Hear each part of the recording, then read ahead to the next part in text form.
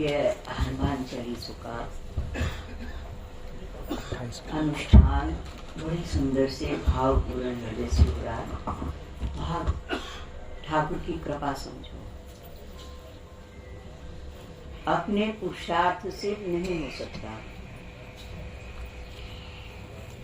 कोई किसी दुकानदार के पास सामान लेने जाए, पैसे भी है, इच्छा भी है, उसका माल भी पसंद है, पर दुकानदार न देना चाहे तो मिलेगा कि नहीं? नहीं मिलेगा। हम लोग कई बार सोचते हैं कुछ करें, पुण्य कार्य करें, सामर्थ्य भी है,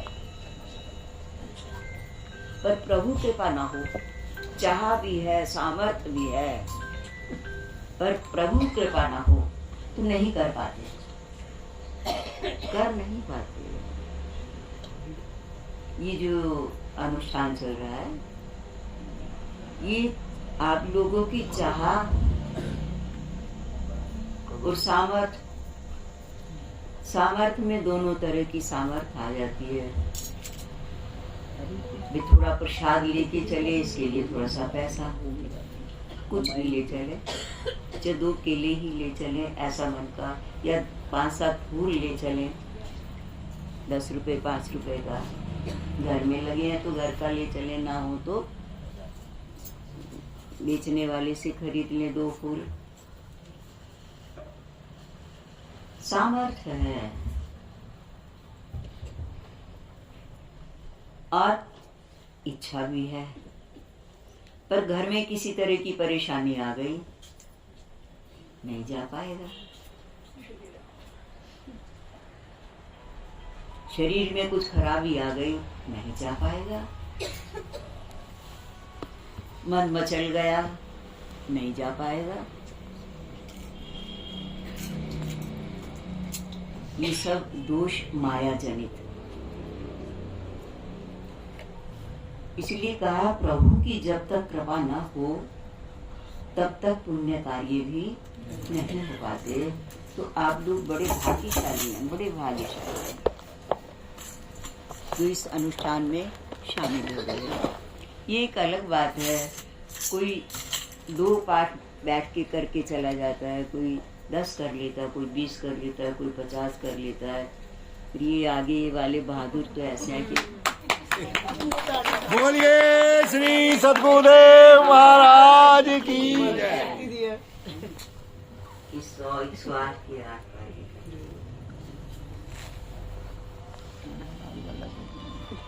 परंतु जो जितना कर पाए, जिसके ऊपर जितनी कृपा है, जिसके ऊपर जितनी कृपा वो उतना ही तो कर पाएगा।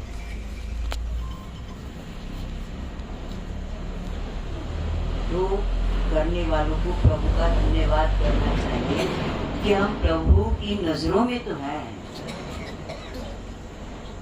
नजरों में है, तभी तो राम दुआरे तुम रखवारे बोध ना गया पैसारे। मैंने राम दुआरे तुम रखवारे। जहाँ रामायण का पाठ हो, गीता जी का पाठ हो, शिव पुराण का पाठ हो, किसी भी तरह से प्रभु की महिमा का गुणगान का पाठ हो, लीला का पाठ हो, सदग्रंथों का पाठ हो, भक्तों की लीलाओं का गुणगान हो, वहाँ आकर के कौन बैठ जाते हैं? बाबा जी। हमें एक बात याद आई, समय तो हो गया, हो रहा है। तुलसीदास जी को जब पत्नी से फटकार लगी कि जैसी आपको मेरे प्रति प्रीति है, क्योंकि एक समय जब इनकी शादी हो गई और वो मायके चली गई तो तुलसीदास जी पीछे पीछे चले गए। वो तो पहले चली गई थी, जब इनको पता चला तो ये भी गए। और नदी में जल था, नदी पार थी, रात का समय था।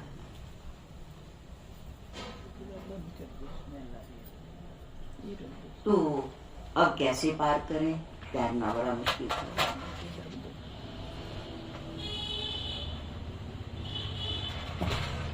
और इनको पता न चला, इन्होंने समझा कोई फट्टा है लकड़ी का, जैसे जंगलात वाले फट्टे काट काट के बहा देते हैं और दूसरे ले लेते हैं, और था मगरमच्छ।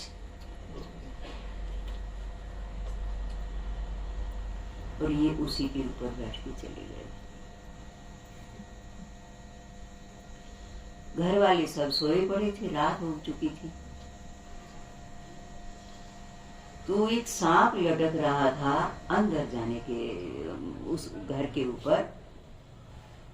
तो उन्होंने समझा ये रस्सी है,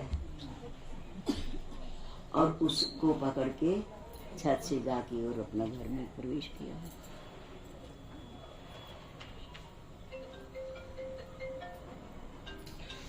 ससुराल वालों ने, पत्नी ने देखा और बोली रस्सी आपने लटका रखी थी। देखा तो रस्सी नहीं, सांप था।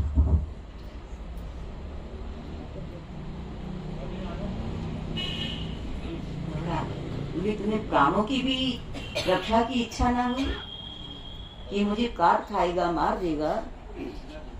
मेरे प्रति इतना लगाव आपका कि चाहे जान चली जाए पर मैं जाऊंगा ससुराल में। बोले ऐसी प्रीति अगर राम जी से होती तो भवसागर से पार हो जाते। और इसीलिए तुलसीदास जी ने रामायण संपन्न करने से पहले कहा कि कामी नारी प्यारी जिंदगी। आजकल ऐसी बहुत गंदी सी बातें सुनने में आती रहती हैं कि घर के घर उजड़ जाते हैं, अपने भी उनके और जिनसे उनका लगाव हो जाता है, चाहे वो स्त्री हो या पुरुष। बच्चे रो जाते हैं और बहुत गलत हो जाता है हिसाब।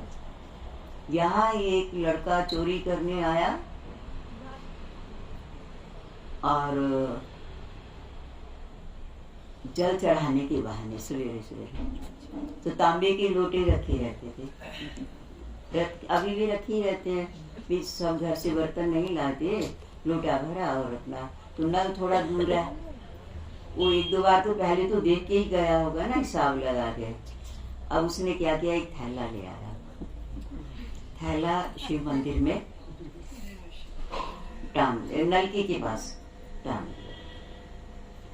तो शिव मंदिर से लोटा उठाए, भी भरने जा रहा है चढ़ाने के लिए, और उसमें थैले में डाल।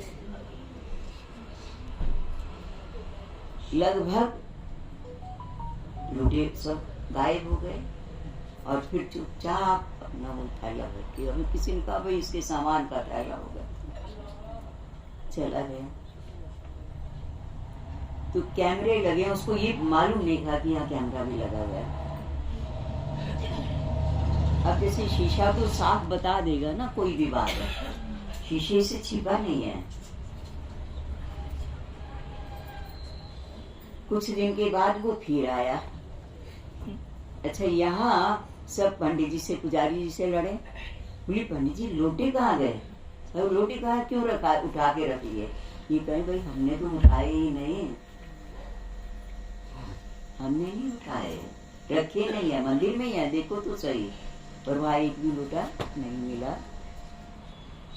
तो क्या हुआ,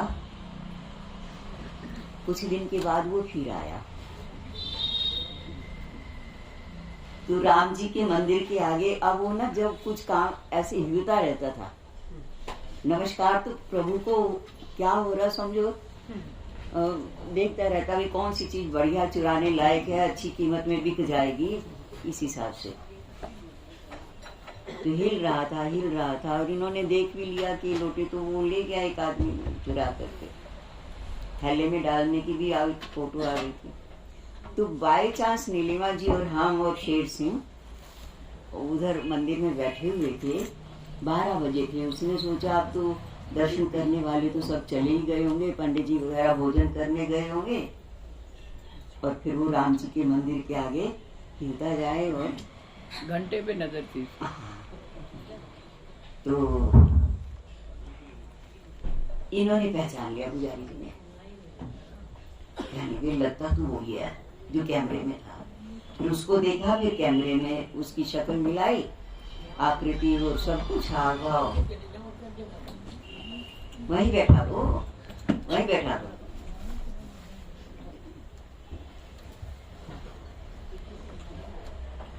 पकड़ लिया लकड़ी का दरवाजा। और पकड़ने के बाद और उसकी अच्छी कुटाई पिटाई सी की, शेर सिंह ने भी की, नीलिमा जी ने भी शायद की।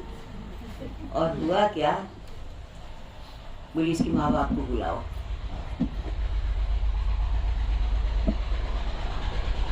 तो आपको अपने माँ बाप को बुला, तो फिर ये हुआ कि माँ बाप को बुलाने के बहाने भाग न जाए। तो शेर सिंह को कहा कि तो इसके स्कूटर पर पीछे बैठ जाए। और स्कूटर पर बैठे तो वहाँ और थैले लटके हुए थे, उनमें घंटे कहीं से चुरा चुरा के ला रखे थे, डिग्गी में भी रखे थे। अब वो तो पक्का चोर हो गया ना, समझो एक तरह से। संक्षेप में हम बात कहेंगे, पर गए शेर सिंह उसके यहाँ गए। माता पिता भी शायद आ गए थे या नहीं आए थे। माँ थी उसकी, पिता को हार्ट की प्रॉब्लम थी। तो और अच्छे घराने का, बहुत अच्छे घराने का, पानीपत में उसकी सर्विस लगी हुई थी बैंक में। उसके फादर डिप्टी डायरेक्टर थे SCS। जब उससे उनसे पूछा गया और उसको पूछा भी तू चोरी क्यों करता है, क्या कमी है तेरे घर में। और माँ ने भी बता दिया कि इतनी बढ़िया इसकी बैंक में सर्विस थी। तो क्यों छोड़ दी, क्योंकि किसी लड़की से लगाव हो गया।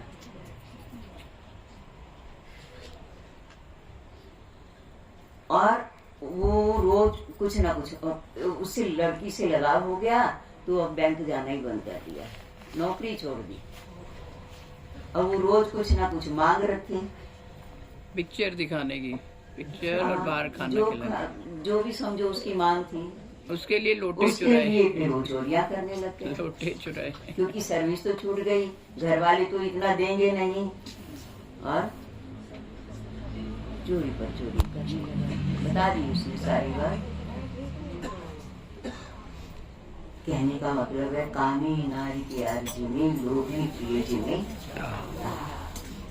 विषयी प्राणियों को, जैसे पति हो या पत्नी हो, लड़का हो या लड़की हो, जिस किसी से लगाव हो जाता है उसको इज्जत की कोई परवाह नहीं रह जाती, जबकि उनकी दुर्गति होती है, बुरी तरह से दुर्गति होती है।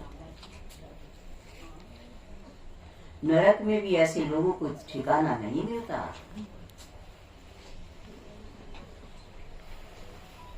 धर्मराज उनको माफ नहीं करता। प्रेत योनियों को प्राप्त हो जाती हैं ऐसी जीवात्माएं। तो हम कह रहे थे कि हनुमान जी तुलसीदास जी को, ये तुलसीदास जी छोड़ छाड़ के तपस्या के लिए बाहर आ गए थे काशी जी में, और वहां रहते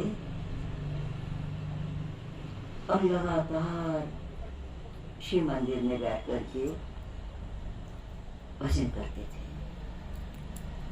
खूब भजन करते, राम जी का भजन करते, भोले बाबा का भी। तो एक दिन उनके मन में बड़ी गलानी हो गई कि आयु बीतती जा रही है और प्रभु का दर्शन नहीं हो रहा, कोई रास्ता नहीं मिल रहा, साधना में ना जाने क्या कमी है, सारी रात प्रभु के लिए बैठे रहते, जागते रहते, भजन करते रहते, ये चलूं यहाँ से। शायद यहाँ भोले का है ना स्थान, काशी शंकर जी की मानी जाती विशेष रूप से राजधानी, तो राम जी के स्थान पर चलूं। और वो चलने के लिए जैसे ही तैयार हुए, मोड़ पर आए तो भोले बाबा एक बाबा का रूप बना करके आए। बोले तुलसी कहाँ जा रहे हो और क्यों जा रहे हो? काशी तो ऐसी नगरी है, ये देवपुरी है, शिवपुरी है, साक्षात कैलाश है काशी। यहाँ तो बाबा जो कितना अधर्म से अधर्म करने वाला भी व्यक्ति आ जाए उसका भी मोक्ष कर देते हैं, तुम काशी को छोड़कर जा रहे हो? बोले बाबा मुझे राम से मिलना है। मेरी पत्नी ने मुझे फटकार दी थी, ऐसी प्रीति अगर राम से होती तो तुम्हारा भव से पीड़ा पार हो जाता। इसलिए मुझे इसी जन्म में एक संकल्प है प्रभु का दर्शन हो, और इसलिए फिर मैं सोच रहा हूँ कि कहीं राम जी की जहाँ लीलाएं होनी है वहां जाऊं या अयोध्या जी जाऊं। बाबा ने कहा ऐसा ना करें, काशी छोड़ करके न जाओ। यहाँ एक मंदिर है और उस मंदिर में हनुमान जी रहते हैं, वहां रोज कथा होती है, सत्संग होता है, और बाबा सबसे पहले आके बैठ जाते हैं। कथा शुरू होने से पहले हनुमान जी आ जाते हैं, सारे श्रोताओं से पहले, और जब सब चले जाते हैं तब जाते हैं। और हनुमान जी तुम्हें राम जी से मिला सकते हैं। समय भी बता दिया, दोपहर का समय। अब तुलसीदास जी को तो छटपटाहट थी, 12 बजे से जाके बैठ गए। दोपहर में मंदिरों में विश्राम होता है, होना चाहिए भी, क्योंकि प्राण प्रतिष्ठित ठाकुर होते हैं, चाहे 2 घड़ी का ही विश्राम हो, प्राण प्रतिष्ठित ठाकुरों का अवश्य होना चाहिए। तो मंदिर खुले ताकि सबसे पहले मैं ही जाऊं, और मंदिर खुला और देखा वहां तो एक श्रोता पहले से ही बैठे, हनुमान जी, क्योंकि हनुमान जी तो उड़कर भी चले जाते हैं ना, उनको गेट खुलने के इंतजार नहीं करने पड़ते, वो पहले से ही बैठे हैं। सोचा शायद मंदिर का कोई कर्मचारी होगा, कोई होगा, पुजारी होगा, पर निगाह रही तुलसीदास जी की। और जब कथा संपन्न हो गई तो सब चले गए, सब चले गए, बाबा ना गए। तुलसीदास जी ने कहा, पुजारी ने भी कहा, भैया कथा संपन्न हो गई, अब सब आप जाओ अपने अपने घरों में। तुलसीदास जी ने बाबा से कहा, पहचान नहीं रहा था, श्रोता समझ रहा था कि आप भी जाओ। बोले भैया तुम भी तो जाओ, क्योंकि सबसे बाद में जाने का उनका नियम था, सबसे पहले आने का और सबसे बाद में जाने का। बोले तुम भी तो जाओ। बोले हम चले जाएंगे, हमारा कोई काम तो है नहीं है, हम चले जाएंगे, तुम तो जाओ। तो जब वो आमने सामने, हर एक व्यक्ति का अपना तेज होता है, जैसे हर फूल में गंध होती है, अब उसी साथ जिस तरह का फूल होगा। आपस में वार्तालाप करते करते हनुमान जी की किरणें उनके ऊपर पड़ी, तो हनुमान जी ने उस समय अपने शरीर में कोढ़ दिखा दिया कि कोढ़ है। बोले भैया मुझे तो कोढ़ हो रखा है, मैं तो आराम से जाऊंगा, धीरे धीरे जाऊंगा, तुम चले जाओ। और इनके मन में आया बस यही है, और इन्होंने चरण पकड़ लिए। तुलसीदास जी रो पड़े और चरण पकड़ के छोड़े नहीं। और बाबा कहते जा रहे हैं कि देखो भैया, मैं कोढ़ी हूं, तुम्हें कोढ़ हो जाएगा। बोले बाबा मुझे धोखा ना दो, आप राम बुला रहे हो, राम को मिलाने वाले थे आप। और रो रो के छोड़ा नहीं जब श्री चरण हनुमान जी का, तो बाबा अपने असली रूप में उनके सामने प्रकट हुए। बाबा को वरदान था, ब्रह्मा जी ने वरदान दिया था जब सूर्य नारायण के साथ उनका टकराव हुआ। सूर्य से नहीं हुआ था, सूर्य तो इनको पहचान गए थे, ये कथा भी सुनाएंगे। तो सूर्य ने कहा था कि तुम जब चाहो जैसा चाहो रूप बना सकोगे, ये आशीर्वाद दिया था।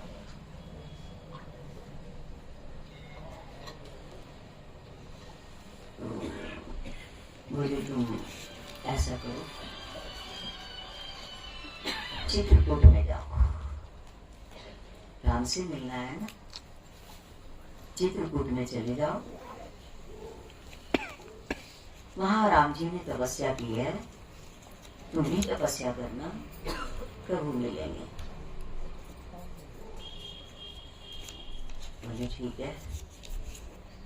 अब इनके तो पैर फटाफट उठने लगे और चित्रकूट पहुंच गए और परिक्रमा में जाके बैठ गए। बोले राम जी वहां परिक्रमा करते रहते हैं, आते रहते हैं। ये बैठ गए और राम जी, राम लखन शत्रुघ्न भरत चारों भाई घोड़ों पर सवार होकर के जिस रास्ते पे ये बैठे थे उधर से ये चारों गुजरे। तो घोड़ों की टप टप की आवाज होनी थी, स्वाभाविक बात थी, ये भजन में भी लगे हुए थे। तो इनके मन में आया, लगता है कि कोई शिकारी, क्योंकि वहाँ चोर भी बड़े हैं, लुटेरे चित्रकूट वगैरह में, बोले कोई शिकारी है, शिकार के लिए जा रहे होंगे। घोड़े पे राम जी तो कभी सवार हुए नहीं है, राम जी तो शादी के समय तो भले घोड़े पर सवार हुए हैं, आगे पीछे तो कभी बैठे नहीं है, इसलिए उनको शिकारियों को, पापियों को देखने से भी पाप लगता है। पाप करने वाले को तो पाप है ही, छुएगा ही। पापियों का दर्शन करने से, उनसे वार्तालाप करने से, उनके हाथ का खाने से ये सब पाप छूटा है। इसलिए शिकारियों का दर्शन क्या करना। घोड़े की आवाज आई, राम जी ने अच्छी तरह से ठप ठप किया, चारों भाइयों ने किया, पर तुलसीदास जी ने आप ही ने बोली और चले गए। और फिर काफी दिन बीत गए,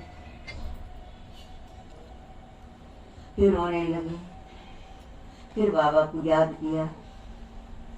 बाबा ने कहा तुलसी दर्शन है, कि तुलसीदास ने कहा बाबा इतने दिन हो गए दर्शन, बोले राम जी तो आए थे, तुम्हें दर्शन नहीं किए क्या? बोले कब आए?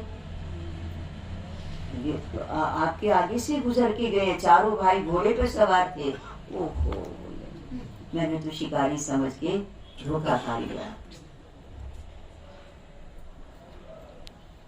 बोले बाबा फिर राम जी से मेरी प्रार्थना करो, मुझे दर्शन।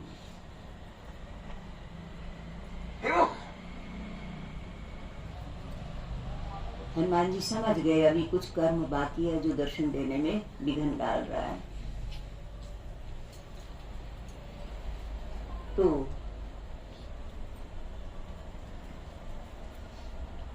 उन्होंने कहा संतों की सेवा, यज्ञ दान जप तप, ये हमारे पापों को, मैल को काटने की साबुन है, सर्फ है। संत सेवा करो। तुलसीदास ने कहा कैसे सेवा करूं, क्योंकि घर बार का त्याग करके आ गए थे, नौकरी पेशा कोई कर नहीं रहे थे, पैसा पास में नहीं था, भिक्षा से मधुकरी मांग करके जीवन का निर्वाह कर रहे थे, तो उसमें दक्षिणा भी नहीं लेते थे। संकल्प ले रखा था। हनुमान जी ने कहा ऐसा करो, दक्षिणा ले लिया करो, कोई पाप नहीं, मांगना ना पैसा। अगर दक्षिणा कहीं मिलती है भंडारों में जब जाते हो भिक्षा के लिए तो ले लिया करो, और तुम राम घाट पर चले जाना, उस दक्षिणा के पैसे से चंदन खरीद लेना, और राम घाट पर बैठ करके, चित्रकूट में है राम घाट, वहां बैठ करके चंदन घिसना, संतों की सेवा, उस चंदन से हजारों संतों की सेवा हो जाएगी। ये बड़ी अभी गए, भिक्षा में जाते तो थे ही, पैसे लिए वो चकला सा खरीद लिया और चंदन खरीद लिया, और अपना खूब संतों को तिलक कर घिसते रहते, संतों के आने से पहले घिस घिस के रखते। संतों को सुविधा हो गई, उनका दर्शन होने लगा, उनकी सेवा होने लगी। तो अब राम जी आए और तिलक लेके चले गए। अब काफी दिन संत वेश में आए ना प्रभु, तो फिर ये थक गए, काफी दिन बीत गए, व्याकुल हो गए, बोले बाबा, फिर हनुमान जी को याद कि बाबा प्रभु का दर्शन नहीं हो रहा, कितने दिन और लगेंगे, मेरे कर्म कठिन है, मैं नहीं कर पाऊंगा। प्रभु आते हैं और चले जाते हैं, कितना मेरा अभागा है। आप जब दर्शन कराओगे तभी मुझे दर्शन होंगे। बोले घबराओ नहीं, हम कराएंगे। बोले आप मुझे बता देना। तो हनुमान जी जिस पेड़ के नीचे, पेड़ के वो थड़ा सा बना होता है, उस पे बैठ के चंदन घिसते थे, तो हनुमान जी उसके ऊपर बैठ गए और राम जी आए, राम लखन। तो एकदम तुलसीदास हनुमान जी बोल पड़े कि चित्रकूट के घाट पे ढाई संतन की भीड़ और तुलसीदास चंदन घिसे, तिलक लेके रघुवीर। तिलक लेके रघुवीर, क्योंकि घिसने में दोनों तरफ दिमाग रहता था। तिलक लेके रघुवीर, एकदम उठ के चरण पकड़ लिए, प्रार्थना किया प्रभु से। प्रभु ने आशीर्वाद दिया, राम और लखन। तो अब जी तो भरता ही नहीं, ये कोई मिठाई तो है नहीं कि भाई खाने से पेट भर जाएगा तो और खाई नहीं जाएगी वाली बात है। प्रभु के दर्शनों से कौन तृप्त हुआ है? कोई नहीं हुआ। बोले प्रभु को इतनी साधना कराई आपने, इतना मुश्किल से मुझे दर्शन दिया, तो अब आप जाने की कह रहे हो? नहीं, अभी नहीं जाओ। भगवान ने कहा जाना तो हमें पड़ेगा, तुम हमारी रामायण लिखो, लीला लिखो, लीलाएं लिखो। उनका प्रभु मेरे अंदर तो ज्ञान नहीं है, मैं आपकी लीलाओं को लिखूं। सुनी सुकर खेत, सुकर खेत कहते हैं बचपन, बालपन में। बोले बालपन में सुनी थी कभी कथा, और तब इतनी बुद्धि भी नहीं थी, और कुछ भूल गए, कुछ सुनी या कुछ नहीं सुनी सी, रली मिली सी बात थी। और आपकी लीला तो सत्य लीला है प्रभु, मेरे से गलतियां हो जाएंगी, कुछ अपराध हो जाएगा। तो भगवान ने कहा जिन्होंने तुम्हें हमसे मिलाया है ना, उनको साथ रखो।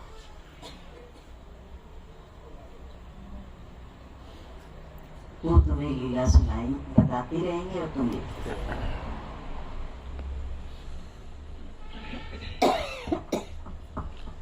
बोलिए श्री सद्गुरु महाराज की जय। और ये वो ग्रंथ है। हनुमान जी ने एक बार जब राम अपने साकेत धाम को चले गए थे तो राम जी तो चले गए थे सभी साथियों के साथ, परिवार के साथ, पर हनुमान जी नहीं गए क्योंकि इनको पता था कि भजन करने वालों को राक्षस लोग तंग करते हैं, परेशान करते हैं, बिगड़ डालते हैं। तो इन्होंने कहा था कि जब किसी के ऊपर, मेरे प्रभु के भक्त के ऊपर संकट आएगा तो मैं उसकी रक्षा करूंगा। सत्संग में कोई विघ्न डालेगा तो मैं उसको खत्म करूंगा, मार दूंगा, विषय लगा दूंगा, आने नहीं दूंगा। तीनों पैसारे मैंने आज्ञा के बिना कोई मंदिरों में, धर्म स्थानों में, कथा स्थलों में जा नहीं सकता। ये आप लोगों के ऊपर अति कृपा है प्रभु की। आप ये मत सोचना कि हम बड़े बहादुर हैं। बहुत से आप जैसे बहुत से लोग हैं तो बातें करते रहेंगे, इधर उधर समय खराब करते रहेंगे, और पता है 40 हो रहा है, फिर भी नहीं आते हैं, नहीं आ पाते, आते नहीं, आप आते नहीं, उनके पाप कर्म उनको आने नहीं देते। तो हनुमान जी जब कहीं राम कथा वगैरह में विघ्न होता तो वहां चले जाते, और कथा सारी रात सारा दिन तो होती नहीं थी, और जब ये खाली होते तो ये समुद्र किनारे पत्थरों पर लिखते, पत्थरों पर, कागज स्याही पेन वगैरह नहीं थी। ये उस समय त्रेता की बात थी।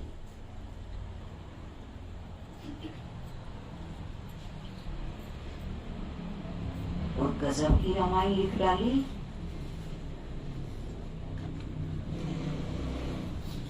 उससे पहले वाल्मीकि जी रामायण लिख चुके थे, लव कुश को पढ़ाया था रामायण।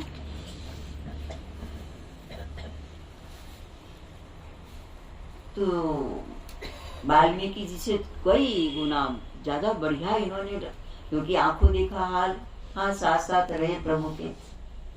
तो वाल्मीकि जी आए इनके पास, हनुमंत लाल तुम्हारी रामायण इतनी सुंदर है कि तुम्हारी रामायण पढ़ने के बाद लोग मेरी रामायण को कोई पूछेगा नहीं।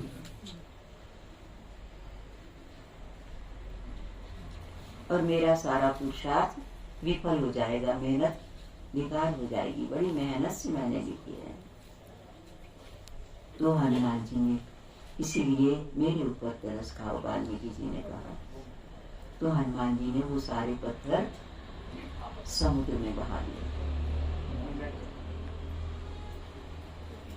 निर्माण है ना, सब ही मानप्रद आप अमानी, सब ही मानप्रद आप अमानी। हनुमान जी कभी किसी का दिल नहीं दुखाने का काम करते हैं। किनका? जो दुष्ट है, दुष्कर्म है, चरित्रहीन है, चोर है, डाकू है, अनाथों को, दीन दुखियों को परेशान करते हैं, उनको छोड़ते नहीं बाबा। तो बहारी पर मन में एक दुख बना रहा, और वो दुख राम जी को तो सब कुछ, सब समय सब कुछ पता रहता है। तो तुलसीदास जी को यहाँ कहा राम जी ने कि हनुमान बाबा से कहो, उनको सब पता है, वो लिखवाएंगे और तुम लिखते चले जाओ। ये जो रामचरितमानस है, तुलसीदास जी ने पहले संस्कृत में लिखा, 1-2 पेज लिखते हुए और पूरी रात को चुरा लेता।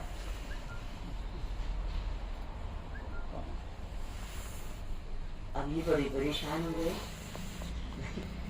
आगे वो अंधी पीछे कुत्ता खाए वाली बात है, ये पीछे और वो कुत्ता खा जाए उसकी कुछ भी पल्ले ना पड़े वाली बात। तो हनुमान जी को बड़ा, तुलसीदास जी को बड़ा भयंकर दुख लगा। इसका मतलब राम जी ने चाहते होंगे, क्या तो दिया उन्होंने। तो फिर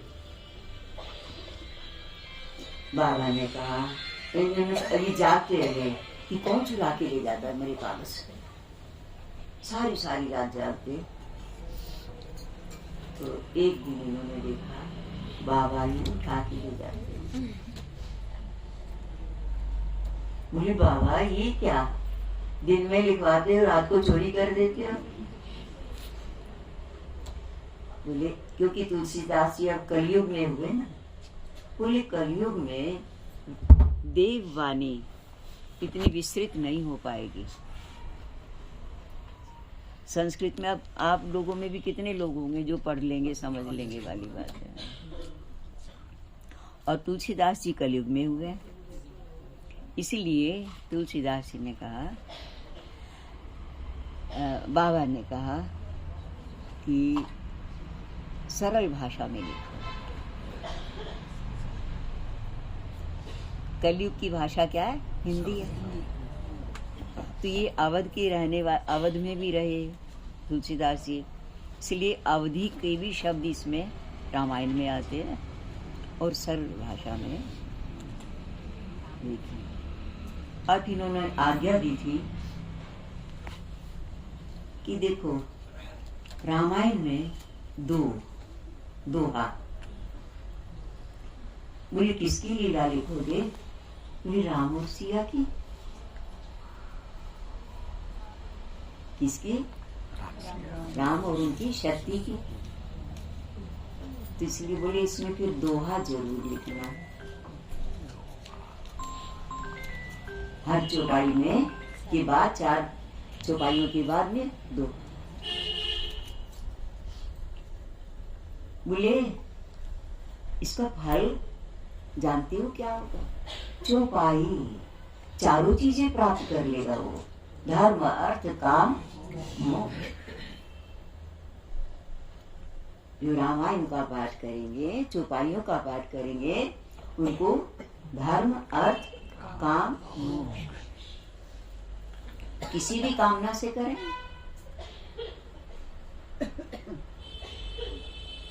धर्म करना चाहेंगे तो उनके द्वारा धार्मिक कार्य भी बहुत होंगे, और धन के लिए करेंगे, गरीबी है, परेशानी है, इस संकल्प को लेकर के करेंगे तो भगवान उनको आमदन से भी भरपूर करेंगे। व्यापार बिजनेस में उनको लाभ देंगे। व्यापार नहीं लगा, नौकरी नहीं लगी है, पाठ करें, धन का साधन बन जाएगा। धर्म अर्थ काम। गृहस्थ जीवन में प्रवेश करना चाहते हैं, शादी विवाह नहीं हो रही है, या और किसी संतान की कामना है, किसी भी तरह की कामना है, तो कामना की पूर्ति भी रामायण जी के पाठ से करती है, होती है। धर्म अर्थ काम और मोक्ष। कोई मान लिया विरक्त है,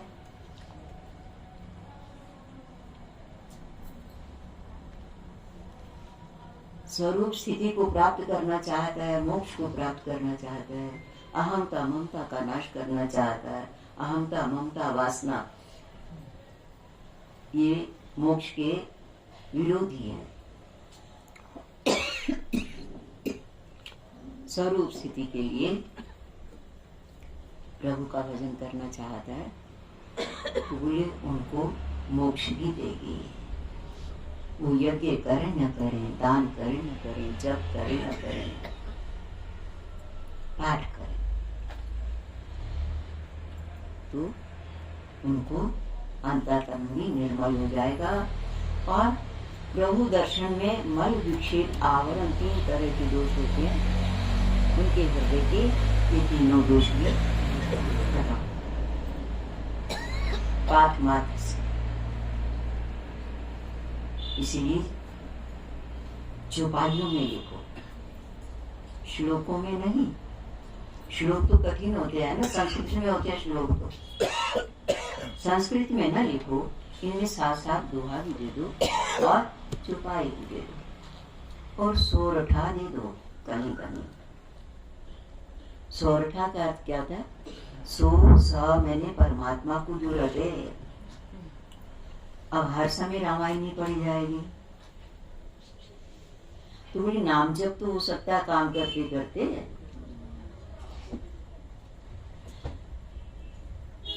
इन दोनों को दो हैं, दो ही रखने के लायक हैं, राम और सिया।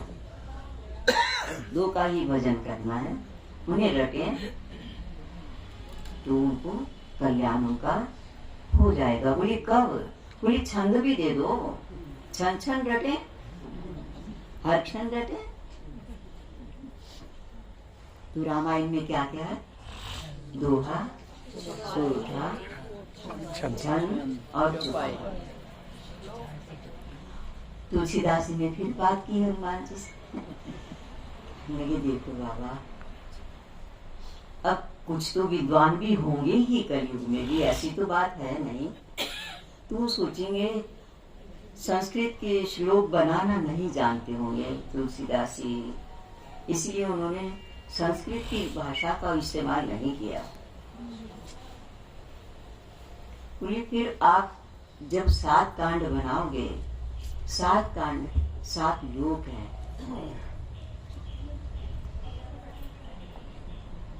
इसीलिए 7 कांडों में रामायण को कि जो मोक्ष के लिए 7 लोक पार करके ऊपर जाना होगा।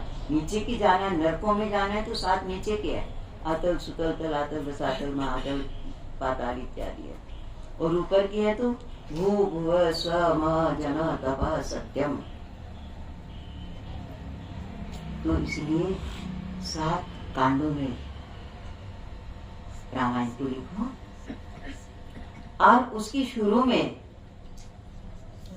श्लोक भी दे दो। आपकी विद्वत्ता उससे झलक पड़ेगी कि लिख सकते थे संस्कृत में भी, परंतु नहीं लिखा। ये अलंकार आपकी असमर्थता। कोई भी ये नहीं सोचेगा कि तुलसीदास जी संस्कृत में लिखने में असमर्थ थे, इसीलिए उन्होंने अभी भाषा में और हिंदी वगैरह में लिखे हैं 2 चौपाइयां। गुरु सच्चिदानंद रामायण। रामायण आयन मैंने घर, रामायण राम का घर है। अगर कोई राम से मिलना चाहता है तो इस घर में प्रवेश करे, पठन पाठन करके श्रवण करके। तो आज नव वर्ष की प्रारंभ का आज तीसरा दिवस है। तीसरा दिवस है। कोई बात नहीं, अभी कितने दिन बचे हैं इस साल के? 23 के। अभी तो 3 ही दिन गए हैं ना। 362 दिन। हाँ 362 तो बचे ही है, उनका फायदा उठाएंगे। बोलिए श्री सतगुरुदेव महाराज की जय। और प्रभु से निवेदन करते हैं जैसा कि वर्णम रघुवर विमल यश जोदायक। रामायण का छोटे से छोटा रूप, संक्षिप्त रूप, गुटका जिसको बोलना है, वो है हनुमान चालीसा। हनुमान चालीसा इसका नाम रखा गया क्योंकि बिना किसी के सहारे के कोई मार्ग में चल नहीं सकता। जीवन पथ पर अग्रसर होने के लिए किसी का तो सहारा, और किसी बलवान, अब जैसे नीलमा जी है, गनमैन को साथ लेके चलती बड़े बड़े ऑफिसर है। तो इसलिए हनुमान जी को वर्णम रघुवर विमलेश जोदायक। आपका आशीर्वाद। 40 में क्या है? वर्णम रघुवर। 40 में क्या है? रघुवर जी का विमल यश है, निर्मल यश गुणगान है, जो हमारे अंतःकरण के मैल को, हमारे दुष्कर्मों के पाप को धो देगा। भाग्यशाली हो आप लोग, बहुत समय हमें तो मिला है ना। हम अपना समय खराब ना करें, दो ही तरह के कामों में अपना जीवन बिताएं। व्यवहार में जो आपके फर्ज है, जो कर्तव्य है, जिस पद पर हो, विद्यार्थी है पढ़ने का और बड़ों की आज्ञा पालन करने का और उनकी सेवा करने का। गृहस्थ है तो गृहस्थ के कार्य करने का, जो जिम्मेवारियां माँ है, बाप है, बेटा है, भाई है, जो भी बने हैं, और पाठ करने का। सब समय काम नहीं होता, सब समय नहीं होता, किसी घर में भी नहीं होता। असन, वतन और वसन, इन तीनों का काम 24 घंटे नहीं रहता। और फिर इतनी चीजें बनाओ ही नहीं कि पहले बनाते रहो, पहले लाते रहो, फिर बनाते रहो, तैयार करते रहो, फिर खाते रहो, फिर बर्तन मांजते रहो, फिर दोबारा उठाते रहो। क्यों समय बर्बाद करें? भजन में समय अपना लगाए, हम प्रभु की कृपा को प्राप्त करें, चाहे वो किसी भी तरह की कामना हो, धर्म, अर्थ, काम, मोक्ष, सभी के लिए, ब्रह्मचारी के लिए भी, गृहस्थी के लिए भी, वानप्रस्थी के लिए भी और सन्यासी के लिए। कुलवान की